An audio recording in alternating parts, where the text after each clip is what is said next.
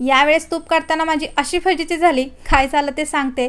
तर नेहमी मी 1 आठवड्याची शाई साठवून त्याचं तूप काढत असते, पण यावेळी म्हटलं यूट्यूबवरती व्हिडिओ करायचा आहे, जरा जास्त शाई असावी, जास्त लोणी निघावं, म्हणून मी 15 दिवसाची शाई साठवली आणि ऑन कॅमेरा माझी फजिती झाली. नेहमीप्रमाणे मी मिक्सरच्या भांड्यामध्ये शाई जशी फिरवतो तशी फिरवली, पण काय लोणीवरती यायचं नाव घेत नव्हतं. त्यानंतर सगळं मी पातेल्यात ओतून कंप्लीट अर्धा तास रवीने घुसळत होते, तरीही लोणीवर यायचं नाव काय घेईना. मला वाटत होतं की गरमीमुळे लोणी निघत नाहीये का, म्हणून मी सारखी फ्रीजमध्ये ठेवत होते.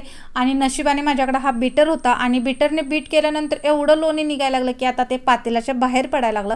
म्हणून मी परत 3ऱ्या पातेल्यामध्ये ते सगळं ओतलं आणि बीटरने बीट केल्यानंतर बऱ्यापैकी लोणी आता निघलं होतं. पण एवढं करत मला खूप दमायला झालं, म्हणून मी ते परत फ्रीजमध्ये ठेवलं आणि दुसऱ्या दिवशी लोणी काढायला घेतलं. तरी पण लोणी काय म्हणावं असं निघलं नव्हतं, असं पातळ लोणी निघलं होतं. म्हणून हे सगळं पुन्हा मी बीट केलं. तेव्हा कुठं तो लोण्याचा गोळा माझ्या हातात आला आणि माझ्या जीवात जीव आला.